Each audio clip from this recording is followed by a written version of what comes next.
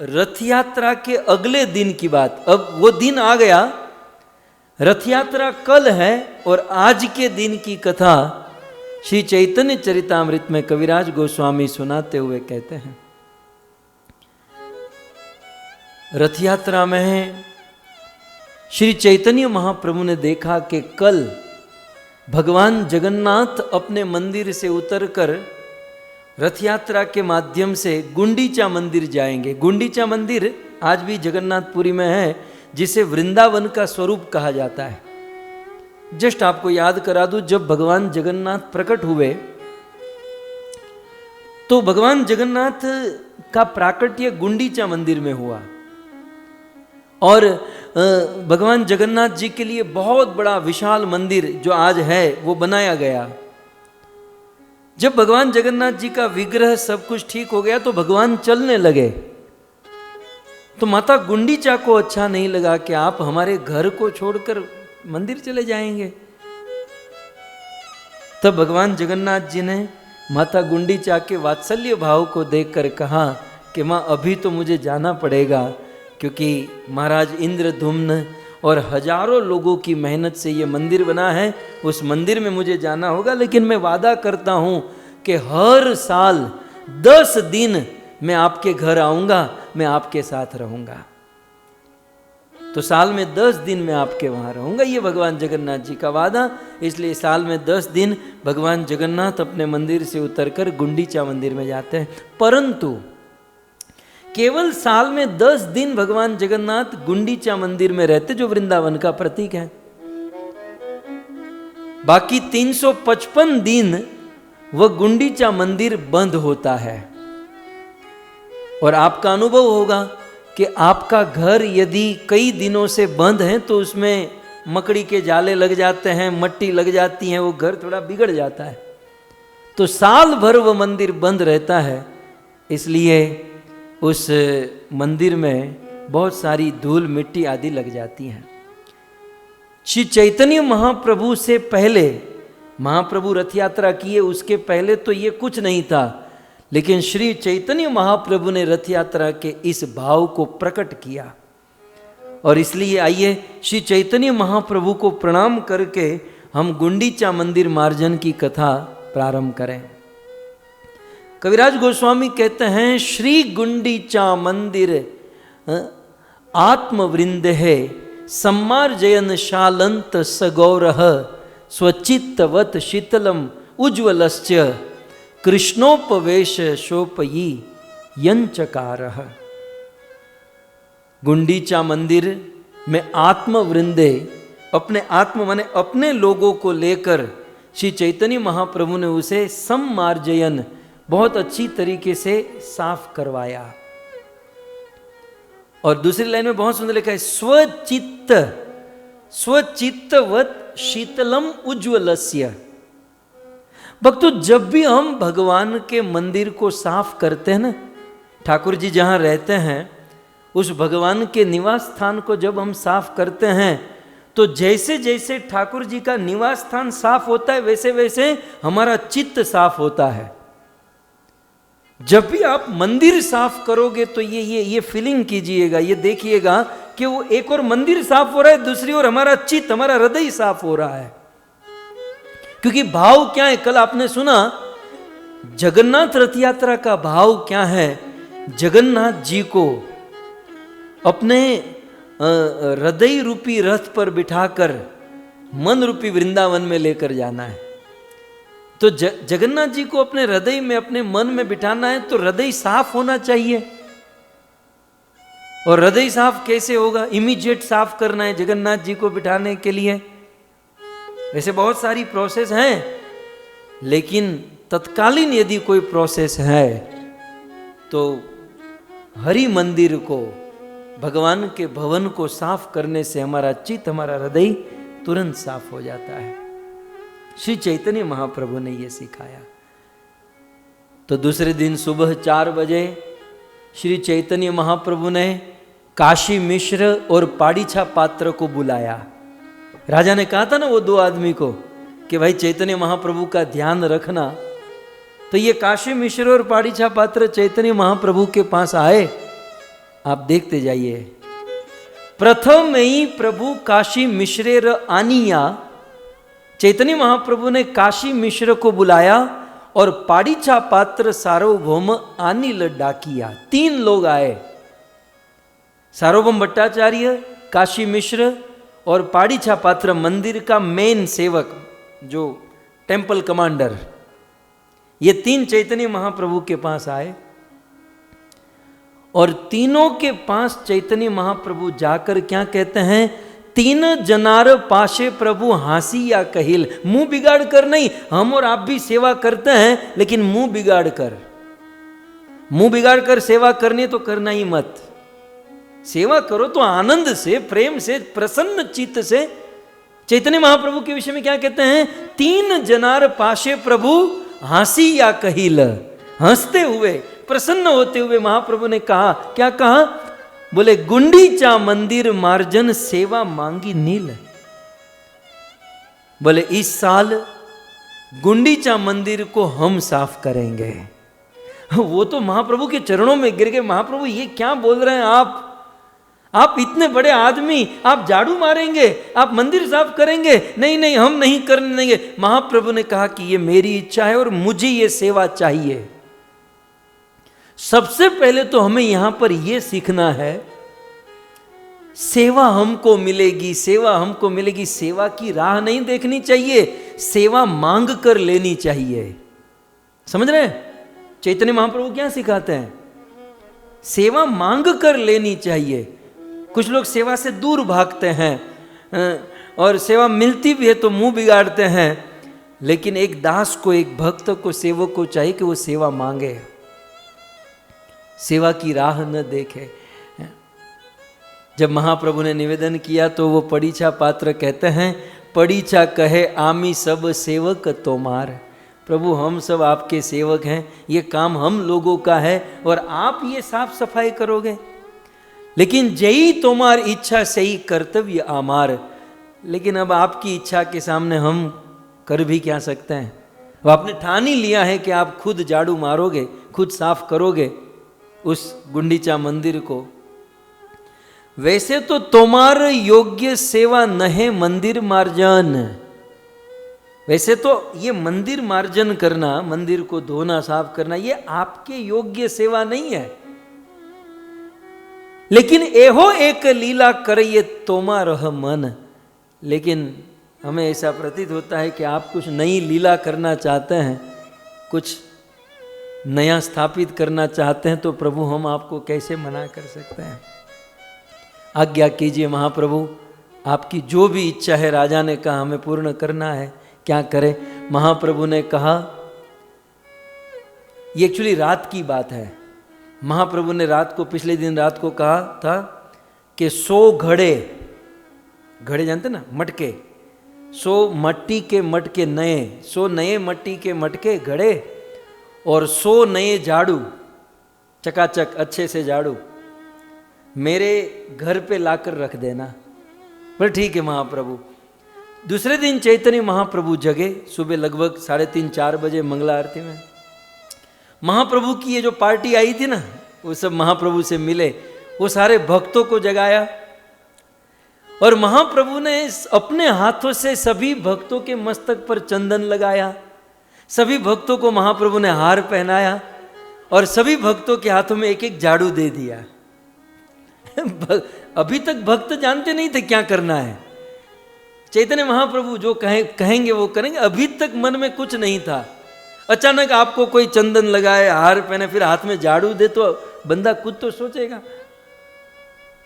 और उस समय हमारे दिल्ली के केजरीवाल जी की आप पार्टी नहीं थी, नहीं तो भी समझ में आता कि ये कुछ नई पार्टी लॉन्च हुई है भारत में पॉलिटिक्स की, लेकिन वो भी नहीं था।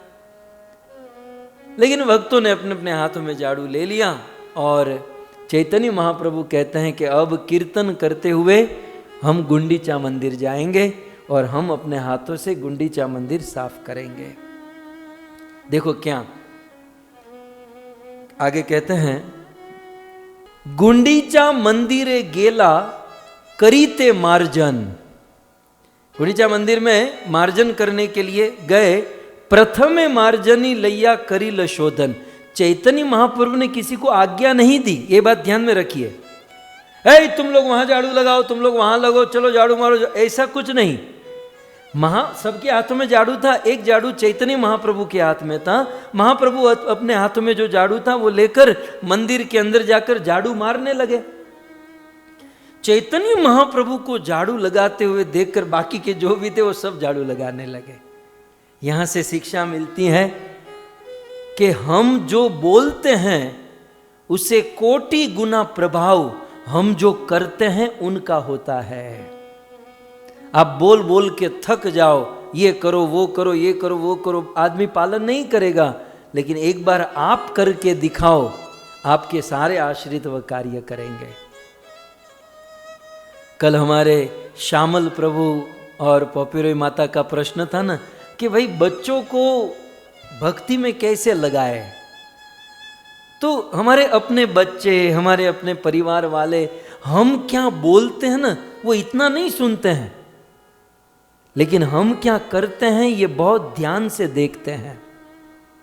यदि हम हमारा आचरण अच्छा रखें और हम खुद सिंसियर होकर ईश्वर का भजन और सेवा करें तो निश्चित हमारे जो आश्रित हैं वो हमें फॉलो करेंगे। वाणी का उतना प्रभाव नहीं पड़ता जितना आचरण का प्रभाव पड़ता है। बहुत ये जो श्लोक है ना, ये हमें यही सिखाता है कि प्रथमे मार्जनी लैया करी शोधन। चैतन्य महाप्रभु ने पहले झाड़ू हाथ में लिया और सबसे पहले साफ करने लगे। कैसे साफ कर रहे हैं थोड़ा इमेजिन कीजिए। वो गुंडीचा मंदिर है, उसके बिल्कुल अंदर महाप्रभु चले गए। 1 साल से बंद है, 1-2 महीने से भी बंद होता है तो कितनी मिट्टी होती है। 1 साल से मंदिर बंद और भारत का मंदिर है। तो कैसे साफ कर रहे हैं? पहले मंदिर के भीतर छत को मार्जन किया, छत को साफ किया। फिर श्री चैतन्य महाप्रभु सिंहासन को साफ करने लगे। फिर चारों तरफ की दीवारों को साफ करने लगे। फिर मंदिर के अंदर सफाई करने के बाद मंदिर का जो बरामदा होता है उस बरामदे को, आहा बहुत सुंदर, बरामदे को साफ करने लगे। और फिर भगवान भक्त बनकर सेवा का आचरण कर रहे हैं। सैकड़ों भक्त उनके आजू बाजू में साफ सफाई कर रहे हैं। स्वयं भगवान है, लेकिन स्वयं भगवान होकर भक्त बनकर सेवा का आचरण करते हैं। सारे भक्त आजू बाजू में, कहना नहीं पड़ा किसी को, प्रभु को देखकर ही सब सेवा कर रहे हैं। और सेवा कैसे कर रहे हैं? बहुत सुंदर इस प्यार में कहते हैं, प्रेमोल्लास गृह शोधे लय कृष्ण नाम, भक्त गण कृष्ण कहे करे निज काम। प्रेम उल्लास से भगवान के गृह को, उस मंदिर को साफ कर रहे हैं। मुख से कृष्ण का नाम ले रहे हैं और वो मिट्टी व धूल साफ करते करते कहते हैं, धूल दूसर तनु देखी ते शोभन। श्री चैतन्य महाप्रभु का पूरा शरीर धूल दूसरित हो गया, मिट्टी से भर गया। और महाप्रभु बिल्कुल धूल से धूल निकाल रहे थे, साफ कर रहे थे, तो काहों काहों अश्रु जले करे सम्मार्जन। कुछ तो महाप्रभु झाड़ू से साफ कर रहे थे और कुछ महाप्रभु के आंसुओं से वो मंदिर साफ हो रहा था। यहां पर एक शब्द बड़ा महत्वपूर्ण है। वैसे तो सब कुछ महत्वपूर्ण है। दूर दूसर तनु। चैतन्य महाप्रभु का शरीर कैसा था? धूल से भर गया था, लेकिन फिर भी देखिते शोभन, फिर भी सुशोभित हो रहा था। भक्तों, इस्त्री टाइट कपड़ा पहनना और बिल्कुल चकाचक रहने में ही शोभा नहीं है। ठाकुर जी की सेवा करते हुए आपके कपड़े जितने बिगड़ते हैं, शोभा उतनी ही बढ़ती है। ईश्वर की सेवा में यदि वस्त्र बिगड़ जाए, मिट्टी वाले हो जाए, तो और शोभा बढ़ती है। चैतन्य महाप्रभु ने दिखाया। महाप्रभु ने भोग मंडप को साफ किया।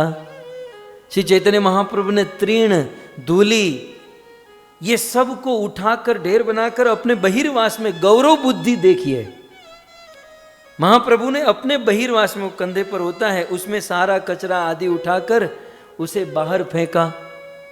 महाप्रभु ने जब ऐसा किया तो अन्य भक्त भी इस प्रकार से साफ करने लगे। चैतन्य महाप्रभु ने कहा चलो अब सब लोग अपना अपना अलग ढेर बनाएंगे, मतलब स्वरूप दामोदर तुम अपना जो कचरा विनोगे, विनते हैं ना, तुम अपना कचरा विनोगे, तुम्हारा ढगला अलग, तुम्हारा ढेर अलग, तुम्हारा ढेर अलग, और हम देखेंगे किसका ढेर बड़ा है। जिसका ढेर बड़ा होगा वो अधिक बड़ा भक्त माना जाएगा। तो सब लोग करने लगे, सब लोग अपने अपने स्थान पर और अपनी पूरी मेहनत से साफ करने लगे और कचरे का ढेर बनाने लगे। और जब सबका ढेर बन गया, फिर चेक किया गया तो रिजल्ट क्या आया, मैं आपके सामने रिजल्ट रख रहा हूं। कचरे का ढेर का रिजल्ट क्या आया, तो कहते हैं सभार जाटी ना बोजा एकत्र करील, सभा है ते प्रभुर बोजा अधिक हईना। वो जितने भी भक्त वहां पर झाड़ू मार रहे थे ना, वो सबका मिलाकर जितना ढेर हुआ, वो उससे भी चैतन्य महाप्रभु का अकेले का बड़ा ढेर हो गया। चैतन्य महाप्रभु ने अकेले सभी भक्तों को मिलकर जितना झाड़ू लगाया उतना महाप्रभु ने अकेले लगाया, उससे भी अधिक। सो इस प्रकार से श्री चैतन्य महाप्रभु ने पहले तो बड़े कचरे को साफ करा दिया, अब उसी स्थान पर कहा कि फिर से साफ करो और छोटे छोटे जो कचरा है, छोटी छोटी मिट्टी आदि है, उसे निकालो। सो सूक्ष्म तृण आदि को झाड़ने के लिए महाप्रभु ने निवेदन किया कि इन सबको झाड़ो। और इस बार महाप्रभु ने एरिया बांट दिया कि तुम इस एरिया में, तुम इस एरिया में, सब अलग अलग एरिया में इसे साफ करो। पहले बड़ी मट्टी फिर छोटी मट्टी साफ हो गई। तब मंदिर के दरवाजे के पास 100 लोग पानी का मटका लेकर खड़े थे। भाई जल्दी, हम लोग पानी लेकर खड़े हैं, तुम्हारा हो गया हो तो अब पानी अंदर भेजे। चैतन्य महाप्रभु ने कहा ठीक है, अब पानी अंदर लाया जाए।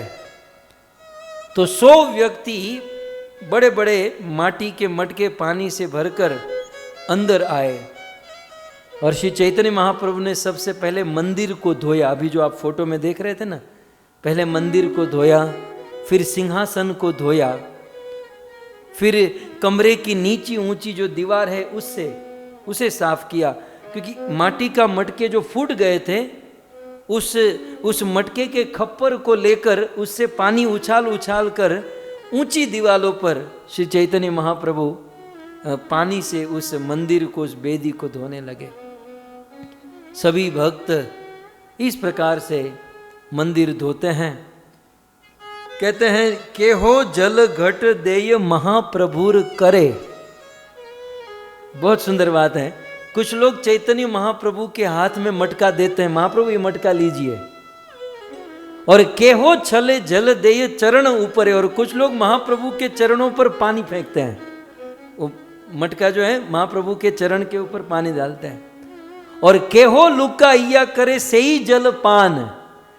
चैतन्य महाप्रभु के चरणों पर, बहुत सुंदर ये फोटो है, आप देख सकते हैं, महाप्रभु के चरणों पर इस प्रकार से पानी डालकर, और देखो वो भगत पी रहा है, और कुछ भक्त उस महाप्रभु के चरणों से स्पर्श होकर जो जल आता है वो छुप छुप कर उस पानी को, और जूम कीजिए, इस प्रकार से महाप्रभु जानते नहीं है महाप्रभु के चरणों के पानी को, इस प्रकार से।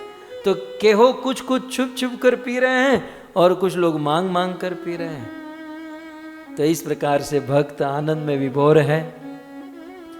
भीतर कमरों को जब पानी से यहां वहां ऊपर नीचे धो दिया, तो पानी से धोते समय क्या किया था कि पानी बाहर निकलने की नाली होती है, तो उस नाली में कुछ कपड़ा आदि डालकर उसे रोक दिया, बंद कर दिया था। लेकिन जब मंदिर पूरा अंदर से जल से धो दिया, तब वो नाली से जो कपड़ा आदि रखा था वो निकाला और पानी वहां से बाहर गया और पानी प्रांगण में पहुंचा। और अब श्री चैतन्य महाप्रभु मंदिर के प्रांगण को धोने लगे। 100 घड़े लेकर मंदिर के प्रांगण को श्री चैतन्य महाप्रभु धो रहे हैं। लेकिन कविराज गोस्वामी कहते हैं कि महाप्रभु ने इस मंदिर को अपने मन के समान उज्जवल और शुद्ध कर दिया। मानो चैतन्य महाप्रभु ने अपना मन, अपना हृदय ही निकाल कर प्रकट कर दिया हो। महाप्रभु ने कहा इतने पानी से कुछ नहीं होगा, और अधिक पानी लेकर आओ।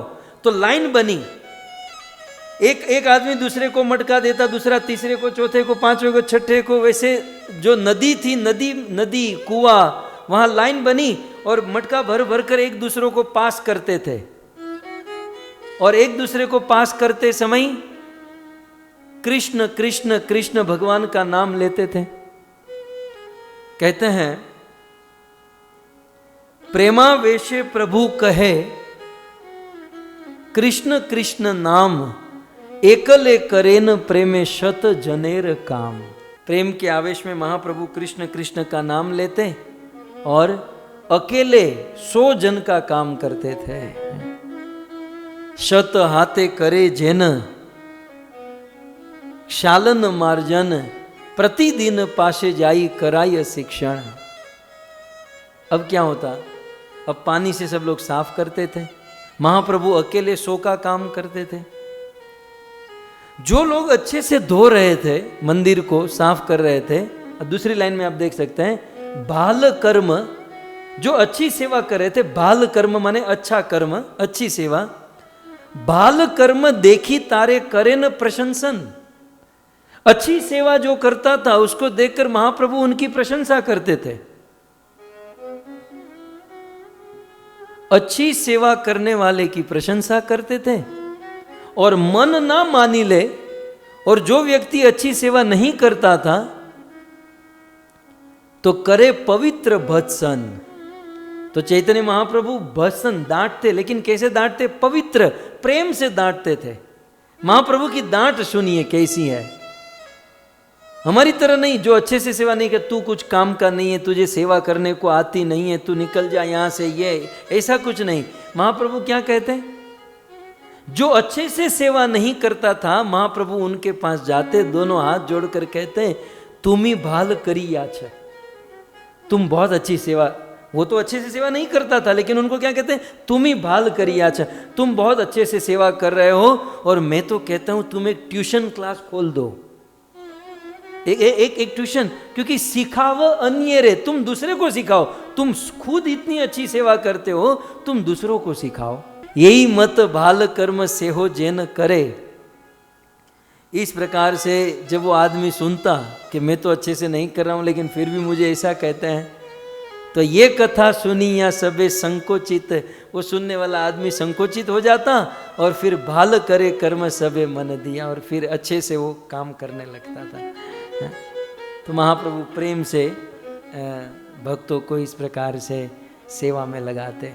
महाप्रभु ने सब कुछ सिखाया हमें कैसे किसी अन्य को सेवा में लगाना चाहिए। तदंतर श्री चैतन्य महाप्रभु मंदिर में जगमोहन को साफ किए। जगमोहन माने बरामदे को धोया, भोग मंडप को धोया, वहाँ पर बहुत बड़ा भोग मंडप भी है।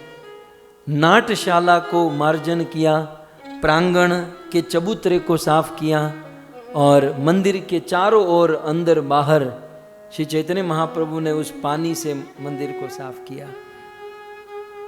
और उस समय वो जो आपने फोटो देखा ना, महाप्रभु के पानी पर पानी डालकर पी रहे थे, तो जो चतुर भगत थे वो तो अपना काम कर लिए, लेकिन वो देखकर एक बेचारा भोला भगत आया, वो भी महाप्रभु के चरणों पर पानी डाला और पीने गया, तो महाप्रभु ने पकड़ लिया। कहते हैं हेन काले एक गौड़िया माने बंगाल से आया था, सुबुद्धि सरल, मतलब सरल आदमी था, सरल भगत था, कपट जानता नहीं था। प्रभुर चरण युगे दिल घट जल, चैतन्य महाप्रभु के चरणों में उन्होंने जल डाला। सही जल लैया आपने पान केल, और महाप्रभु के चरणों का जल पान किया। ताहा देखी प्रभु मने दुख रोष हैल, चैतन्य महाप्रभु ने उसे देख लिया, महाप्रभु को क्रोध आ गया।